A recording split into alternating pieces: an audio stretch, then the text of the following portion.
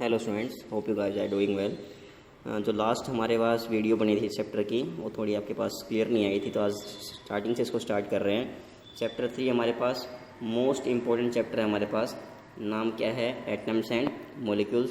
पहले हम समझेंगे एटम्स क्या हैं, एटम्स क्या होता है, मॉलिक्यूल्स क्या होता है, उसके बाद हम स्टार्ट करेंगे। तो पहले हमने लिखा एटम्स के बारे में। एटम हमारे पास वो स्मॉलेस्ट पार्टिकल है मैटर का विच मे और may not have independent existence, जो ये हमारे पास इंडिपेंडेंटली एग्जिस्ट कर भी सकता है और नहीं भी कर सकता। जैसे हमने एग्जांपल लिखा, मैंने बोल दिया सोडियम, तो आपको पता है सिंबल क्या होता है सोडियम का, Na, तो आप सिंपल ऐसे लिख के दिखाओगे। मैंने बोल दिया ऑक्सीजन, तो आप लिखोगे O2। ये हमारे पास क्या होता है? एटम हमारे पास हमेशा क्या मिलेगा? अकेला मिलेगा। तो मैंने क्या बोल दिया, एटम हमारे पास क्या है? O अकेला है।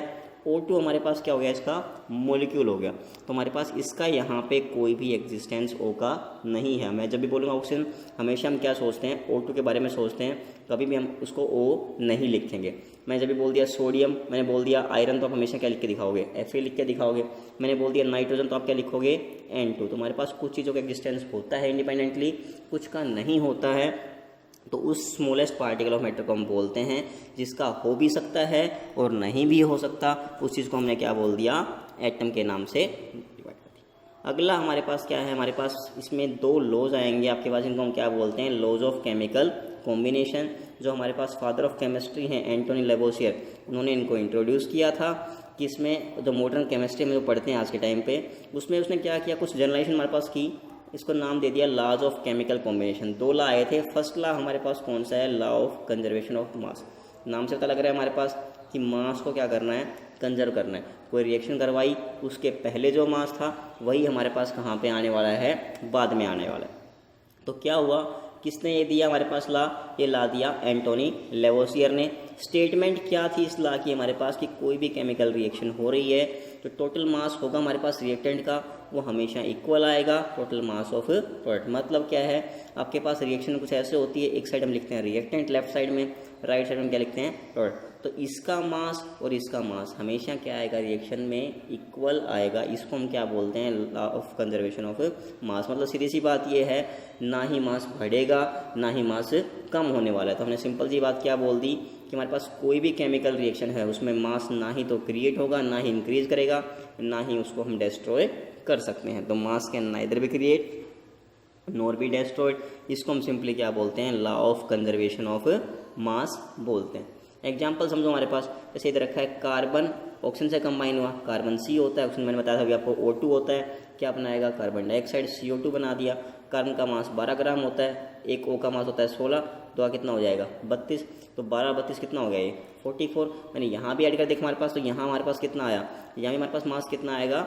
44 ही आएगा। दोनों साइड हमारे पास मास क्या हो रहा है? इक्वल आ रहा है। तो इसको हम सिंपली क्या बोल सकते हैं कि हमारे पास यहाँ पे क्या हो रहा है? लॉ ऑफ कंजर्वेशन ऑफ मास क्या हो रहा है? फॉलो आपके पास करता हुआ चल रहा है।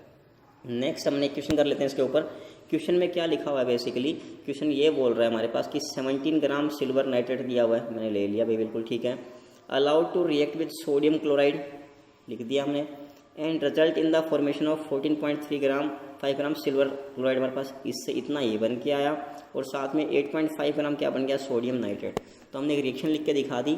ये हमारे पास दोनों रिएक्टेंट हैं, ये हमारे पास दोनों क्या है? प्रोडक्ट हैं। तो हमारे पास यहाँ पे चीज़ क्या निकल के आई है? इसने आगे क्या बोला है कि मास निकालना है सोडियम क्लोराइड, कितना मास आएगा? मैंने x ग्राम मान लिया। कब? जब लॉ ऑफ कंजर्वेशन ऑफ मास क्या हो रहा है? फॉलो हो रहा है, वो ट्रू है। तो आपको सिंपल सी बात ये पता है, जहाँ भी law of conservation mass follow होगा वहाँ हमेशा क्या आएगा? रिएक्टेंट का मास और प्रोडक्ट का मास दोनों क्या आने वाले हैं? आपके पास इक्वल आने वाले हैं। तो मैंने इसका मास अलग निकाल लेता हूँ। इसका मास कितना हो गया? रिएक्टेंट का मास कितना हो गया? 17 प्लस x ग्राम। इसका कितना हो गया? 14.35 प्लस 8.5 कितना हो जाएगा? 22.85 ग्राम। अगर ये ट्रू है तो दोनों हमारे पास क्या होंगे? इक्वल होंगे। 17 प्लस x इक्वल्स टू 22.85। तो यहाँ से हम सिंपली x कैसे निकाल लेंगे? इसमें 17 माइनस कर दो, तो हमारे पास सिंपल सा क्या आ जाएगा? इसका मास 5.85 ग्राम आ जाएगा। तो इससे हमारे पास ऐसे क्वेश्चन हमारे पास सिंपल आएंगे। आप कोई भी क्वेश्चन इसका कर सकते हो, बहुत ईजी है हमारे पास। नेक्स्ट हमारे पास क्या है भाई? Law of conservation of law of constant proportion. हमारे पास इसमें क्या है? लॉ ऑफ कांस्टेंट प्रोपोर्शन में हमारे पास ये किसने दिया था? एंटोनी लेवोसियर ने और जोसेफ फ्रोस्ट ने हमारे पास मिलकर दिया था 1799 में। ये हम पढ़ चुके हैं। एक टर्म हमारे पास आई थी लास्ट चैप्टर में, कंपाउंड। कंपाउंड आपने बताया था कि हमारे पास मोर देन वन एलिमेंट से बन के मिल सकता है हमारे पास, लेकिन हमारे पास क्या आएगा, वहाँ पे एक टर्म आई थी कि फिक्स रेशियो बाई मास आएगा, fix ratio by mass, fix ratio, constant ratio. हमारे पास यहाँ भी सेम वही बात निकल के आ रही है। क्या बोल दिया इसने सिंपल से हमारे पास कि फिक्स रेशियो बाई मास की बात क्या बोल रहा है कि कोई भी प्योर केमिकल कंपाउंड है वो always contain some element combined together in the fix ratio by mass. जैसे हमने वाटर के बारे में बात की थी, CO2 के बारे में बात की थी, तो हमारे पास वाटर आपको पता है H2O होता है, मतलब H का मास 1, 2H का मास कितना हो जाएगा 2, 1 O का मास कितना होता है 16। तो हमारे पास रेशियो क्या आ गया 1:8। मैंने आपको वहाँ भी बताया था, चाहे वो वाटर कहाँ ही से भी आ रहा है हमारे पास, नदी नहर, हमारे पास किसी का भी पानी हो, उसमें H और O का रेशियो हमेशा क्या होता है 1:8 ही रहेगा। सेम ऐसे ही अगर हम बात करें CO2 में तो वही 12:32, हमारे पास क्या रेशियो आएगा हमेशा 3:8 ही रेशियो आएगा। तो बिल्कुल सिंपल हमारे पास चीज़ है। एक क्वेश्चन भी दे रखा है हमारे पास, कर लेते हैं इसको। हाइड्रोजन है और ऑक्सीजन हमारे पास कंबाइन कर रहे हैं 1:8 में, आपको पता है इस रेशियो में कंबाइन करते हैं। वट मास ऑफ ऑक्सीजन, हमें कितना मास ऑक्सीजन का चाहिए, अगर हमारे पास 3 ग्राम क्या दिया हुआ है H गैस दिया हुआ है, तो आपको पता है हमारे पास ये रेशियो है। मास ऑक्सीजन हमारे पास कितना दे दिया इसने, मतलब सिंपल सी बात यहाँ से क्या है, अगर मैंने H और O का रेशियो मेरे पास आया 1:8, मतलब अगर आपने 1 ग्राम H लिया, मुझे 8 ग्राम क्या चाहिए होगा O चाहिए होगा। क्वेश्चन मेरे पास दे रखा है 3 ग्राम H दे रखा है, तो 1 के लिए 8 था, 3 के लिए कितना हो जाएगा हमारे पास 24 ग्राम इसकी हमारे पास क्या आ जाएगी वैल्यू इजीली आ जाएगी। तो इसको हम सिंपली क्या बोलते हैं हमारे पास है लॉ ऑफ कांस्टेंट प्रपोर्शन।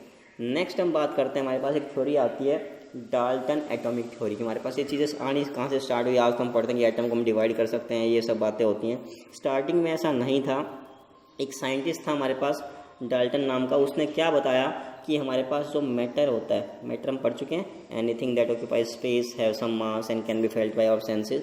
तो उसने क्या बताया कि मैटर जो भी है होता है वो बना होता है एक्सट्रीमली स्मॉल पार्टिकल से, जिनको हम क्या बोलते हैं एटम। मैंने आपको स्टार्टिंग बताया था एटम हमारे पास सबसे स्मॉलेस्ट पार्टिकल होते हैं मैटर के। तो हमारे पास क्या हो गया, मैटर मेड अप है एक्सट्रीमली स्मॉल पार्टिकल, जिनको हम क्या बोलते हैं एटम बोलते हैं। सेकेंड पॉइंट क्या बोला, an element consist of only one type of atom. इसका मतलब क्या है, मैंने बोल दिया मेरे पास एक लोहे की रोड है, Fe की हमारे पास क्या दे रखी है रोड दे रखी है, तो उसमें जितने भी एटम होंगे सारे किसके मिलेंगे आयरन के मिलेंगे। अब ये तो है नहीं हमारे पास आयरन की रोड है, उसमें कुछ एटम सोडियम के घूम रहे हैं, कुछ हमारे पास N2 के घूम रहे हैं, तो हमारे पास ऐसा नहीं, जो मतलब जो एलिमेंट है हमारे पास उसमें सारे एटम क्या होंगे उसी के मिलने वाले हैं आपको। नेक्स्ट पॉइंट हमारे पास क्या है, atoms of a particular element have similar properties like mass shape colour.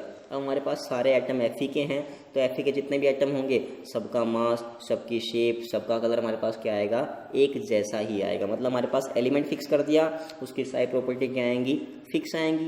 अगर हमारे पास एलिमेंट डिफरेंट है तो उसकी क्या आएंगी सारी प्रॉपर्टी डिफरेंट आएंगी। मैंने बोल दिया एक मेरे पास सोडियम एटम है, एक मेरे पास क्या है, मान लो मेरे पास एक तो सोडियम एटम दे दिया आपने, एक मेरे पास मान लो क्या है सोडियम एटम है आपके पास, एक मेरे पास मान लो कार्बन है, तो हमारे पास क्या आएगा इसका मास अलग आएगा, इसका मास अलग आएगा, इसकी शेप अलग आएगी, इसकी शेप अलग आएगी, इसका जो भी हमारे पास प्रॉपर्टी है साइज़ है कलर हमारे पास सारी चीज़ें क्या आएंगी अलग अलग हमारे पास आती है। नेक्स्ट क्या बोल दिया, एटम हमारे पास वो स्मॉलेस्ट पार्टिकल है जो किसी रिएक्शन में क्या करता है टेक पार्ट करता है। रिएक्शन मैंने लिख दिया हमारे पास कि Fe प्लस वाटर, हमारे पास जो भी रिएक्शन हम पढ़ेंगे चैप्टर में आगे, तो हमारे पास क्या है कोई भी रिएक्शन हो रही है उसमें एक्चुअली क्या कर रहे हैं जो उसके एटम्स हैं वो रिएक्शन में टेक पार्ट कर रहे हैं, जो मॉलिक्यूल्स है उसका हमारे पास कोई खास कॉन्ट्रीब्यूशन नहीं होता है। हमारे पास जो एटम्स हैं वो क्या करते हैं रिएक्शन में टेक पार्ट करते हैं।